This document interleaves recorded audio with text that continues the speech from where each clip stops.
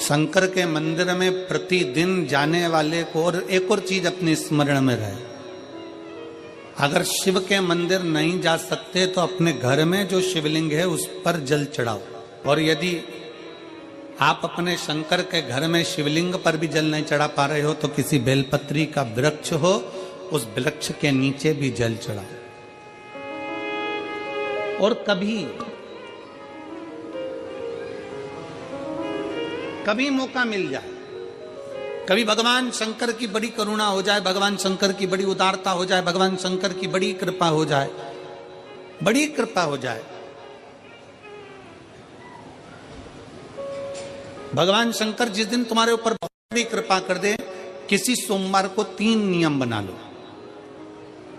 जिस दिन मेरा भोले बाबा तुम पर कृपा कर दे उस दिन सोमवार का एक नियम बनाओ कि महीने का एक सोमवार मुझे ऐसा करना है, 3 नियम धारण करना है महीने के सोमवार को। पहला, सुबेरे जाकर शंकर भगवान को 1 लोटा जल चढ़ाना है।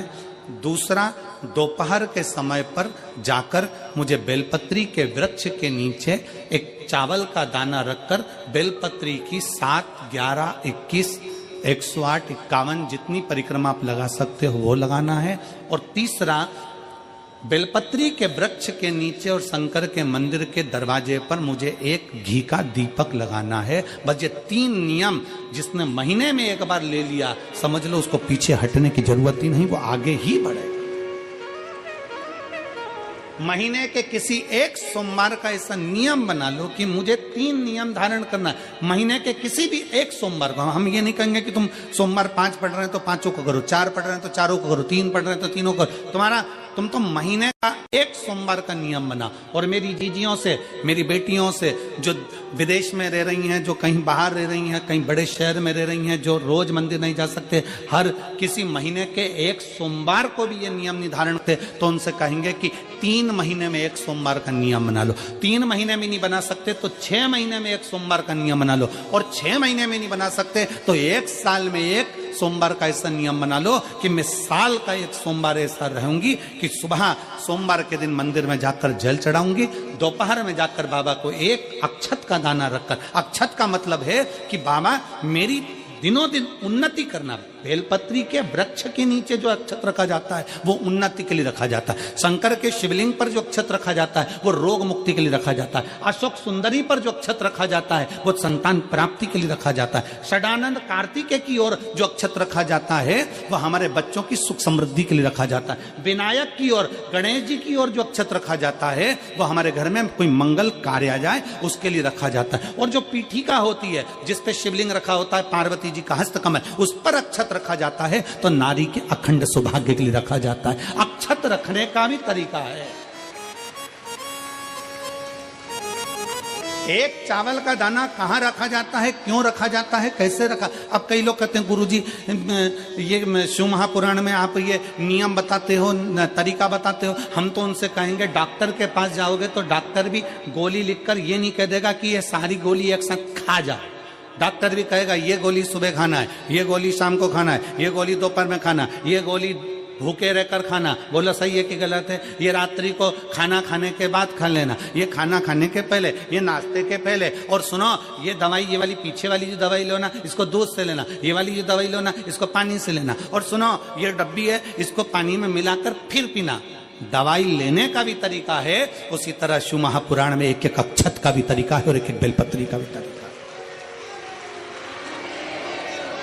अब मान लो कई लोग कहते हैं गुरुजी आप ये तरीका बताते हो शिव पुराण के माध्यम से, कई लोगों के मन में संशय जागता है, तो अगर हम एक साथ चावल चढ़ा दे तो उसका क्या तरीका है। तो हमारा निवेदन है डॉक्टर जो दवाई ले एक ही बार में निपटा जाए, एक ही बार में खा ले। दवाई एक बार में पूरी खा गए असर नहीं करेगी, इसमें डॉक्टर का कोई दोष नहीं है। उसने तो बताया था ऐसे लेना ऐसे लेना। और तुमने मैं डॉक्टर साहब ने पूछा दवाई पूरी ली, शाम की दवाई भूल गई थी, सवेरे की दवाई भूल गई थी, ये दवाई भूल गई थी। डॉक्टर कहेगा हमने तो नियम बताया था, तुमने नहीं खाई तो असर कहां से करेगी।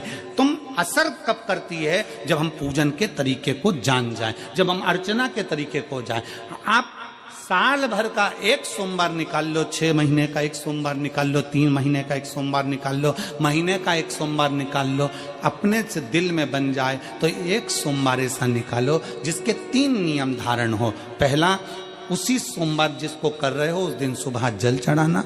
दूसरे, दोपहर के समय पर जाकर बेलपत्री के वृक्ष के नीचे एक चावल का दाना रखना और परिक्रमा बेलपत्र की जितनी तुमसे बन जाए, जितनी तुम्हारे शरीर की कैपेसिटी हो, जितना तुम्हारा शरीर चलते बन जाए।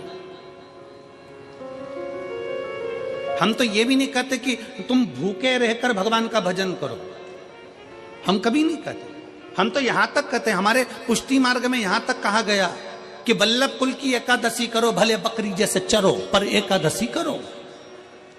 हम तो यहां तक कहते हैं कि बहुत समय से कल मेरी एकादशी है, एकादशी है, एकादशी है, एकादशी है, पूरे घर को हिलाकर रख दिया, एकादशी है, एकादशी, एकादशी है। बहू टेंशन में, बेटा डिप्रेशन में, पति पपीता ला ला के, सेव फल ला ला के, मूंगफली का दाना ला ला के, काजू कतली ला ला के, सेव फल ला ला के, और सारा सामान, साबूदाना और खिचड़ी और ना चिप्स ना जाने क्या क्या ला ला के, बेचारा पति एकादशी आती है वो नौमी से चिंता में पड़ जाता है।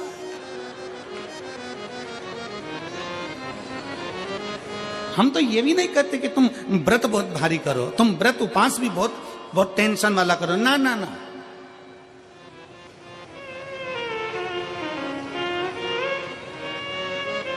अपने को व्रत उपास भी इतना बहुत भूखे रह रहे हो, बहुत प्यासे रह रहे हो, और मालूम पड़े कि भगवान हमें मिलेगा, भगवान हमें मिलेगा।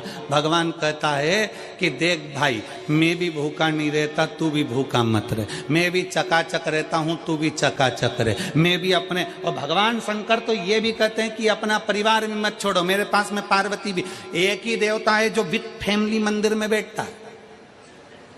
शंकर जी हैं तो पार्वती जी है, तो गणेश जी हैं, तो कार्तिकेय जी हैं, तो नंदी है, सब मंदिर के अंदर चाहिए। शंकर भगवान अपने पूरे परिवार के साथ। शंकर जी तो ये कहते हैं अकेले तुम क्यों रहते हो। शिव जी की एक बात अपने ध्यान में रखना, कितनी सुंदर बात है शंकर भगवान की, बहुत ध्यान में रखिएगा। आप जौहरी नहीं हो, हीरे को नहीं परख सकते। हम भी जौहरी नहीं है, हम हीरा को नहीं समझ सकते। पर भगवान शंकर ने पृथ्वी पर जिसको जन्म दिया उसको जौहरी बनाकर पैदा किया है, उसको जौहरी बनाकर भेजा है कि आप भले हीरा को न समझो चलेगा, पर अपने नजदीक में कोई दुखी है तो उसकी पीड़ा को जरूर समझना। भगवान शंकर कहते हैं उसकी पीड़ा का स्मरण।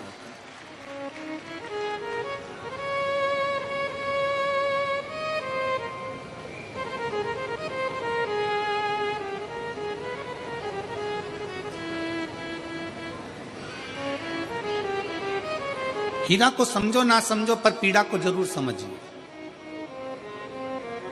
किसी के दर्द को जरूर समझिए, किसी के दुख को जरूर समझिए, किसी की तकलीफों को जरूर समझिए। हम भी तो अपनी जिंदगी में एक नियम बना सकते हैं कि मैं श्री शिवाय नमस्तुभ्यम का जाप करूंगी। मेरी कॉलोनी में कोई शंकर जी का मंदिर है, हम 5-10 महिलाएं प्रत्येक सोमवार को 10 मिनट बैठेंगी। शाम के समय प्रदोष काल में 6 बजे 6:30 बजे बैठेंगे, 6:45 बजे 15 मिनट बाद उठ जाएंगे, श्री शिवाय नमस्तुभ्यम का जाप करेंगे, शंकर जी को भोग लगाएंगे। अगर एक हफ्ते में 5 सोमवार पड़ते हैं तो 5 महिलाएं अपना नियम बना ले कि आज का प्रसाद थोड़ा सा, कुछ भी शक्कर, खड़ी शक्कर, कुछ भी मैं लेके आऊंगी, माँ भोग लगाएंगे, अपन 5 मिलकर श्री शिवाय नमस्तुभ्यम जपेंगे, प्रसाद बांट देंगे, अपने घर चले जाएंगे। ज्यादा ढोंग प्रपंच नहीं, दिखावा नहीं, कोई एक नियम। हमारे नजदीक में शंकर जी का मंदिर है, हफ्ते में एक बार नियम बनाएंगे, उस मंदिर में सफाई करेंगे। हफ्ते में एक बार नियम बनाएंगे, अपने नजदीक के शंकर के मंदिर को साफ करेंगे, क्लीन करेंगे। एक नियम अपने अंदर बनाओ शिव के प्रति।